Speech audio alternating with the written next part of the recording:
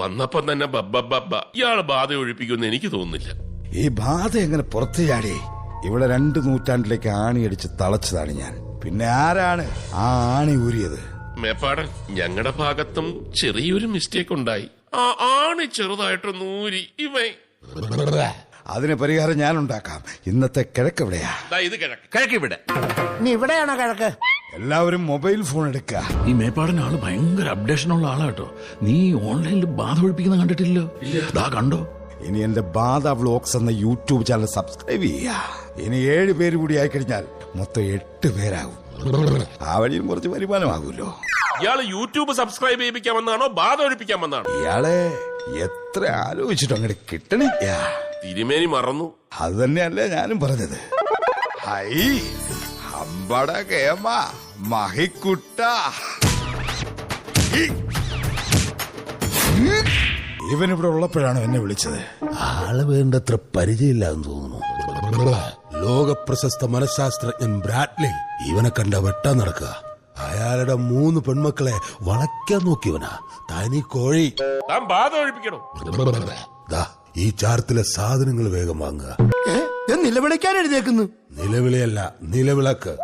മാംസം, ഭസ്മം. അടുത്ത താൻ വായിക്കണ്ട, ഞാൻ കിണ്ടിന്നാ എഴുതിയേക്കുന്നേ. ബാക്കി താൻ വായിക്കേ.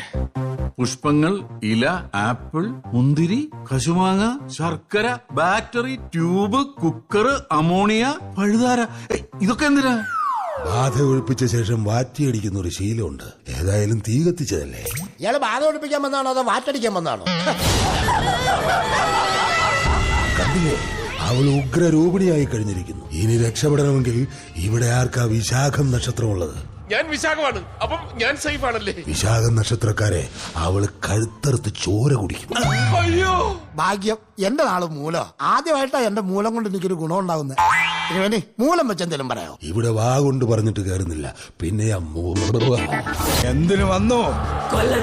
കൊല്ലത്തേക്കോ? കൊല്ലത്തേക്കാണെങ്കിൽ ഇവൻ കൊണ്ടുവിടും. എല്ലാ ബാധകളും കൊല്ലത്തേക്കാണല്ലോ വരുന്നത്. അതിന് നിന്നെ ഞാൻ സഹായിക്കാം. തെണ്ടിത്തരം കാണിക്കരുത്. താൻ ബാധയുടെ കൂടാണോ അതോ ഞങ്ങളുടെ കൂടാണോ? ഓ, ആക്ടിങ്. അവൾ അവിടെ നിന്ന് വരുന്നതിന് മുമ്പ് ഒരു പരിഹാരം കാണും തിരുമേനി.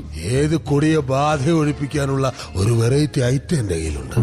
ഈ മഹാദേവനെ പ്രത്യേകം തയ്യാറാക്കിയ ഒരു പീഠത്തിൽ കിടത്തുന്നു. ഉഗ്രരൂപിണിയായ ബാധ മഹാദേവനെ വെട്ടാൻ വരുമ്പോൾ പീഠം തിരിക്കുന്നു, മഹാദേവൻ അടിയിൽ പോകുന്നു. പകരം ഉയർന്നു വരുന്ന ഡമ്മിക്ക് വെട്ടുകൊള്ളുന്നു. പാവൻ ഡമ്മി മരിക്കുന്നു. ഇനി മഹാദേവനെ വേഗം പീഠത്തിൽ കൊണ്ടുപോയി കിടത്തു. മഹാദേവനെ പീഠത്തിൽ കിടത്തുന്ന കാര്യം ഞങ്ങൾ ഏറ്റു. പക്ഷെ കൃത്യസമയത്ത് ആര് പീഠം തിരിക്കും? What a wonderful question. മഹാദേവനെ വെട്ടാൻ ബാധ വരുമ്പോൾ പീഠം തിരിക്കുന്നതിനായി ഇതിനടിയിലുള്ള ബി നിലവറയിൽ എന്റെ 2 ശിഷ്യന്മാരെ ഞാൻ നിർത്തിയിട്ടുണ്ട്. ഈ കൃത്യസമയം അവരെങ്ങനെ അറിയും? ബാധ വെട്ടാൻ വരുന്ന കൃത്യസമയം ഞാൻ അവരെ ഫോണിൽ വിളിച്ചു പറയും. മഹാദേവനെ ഇനി പീഠത്തിൽ കിടത്താം. അതെ, എനിക്കൊരു സംശയമുണ്ട്. ഞാൻ വിശാഖമാണോ പൂരാടമാണെന്നാ തോന്നുന്നത്. പൂരാടമാണെങ്കിൽ അത്യുത്തമം.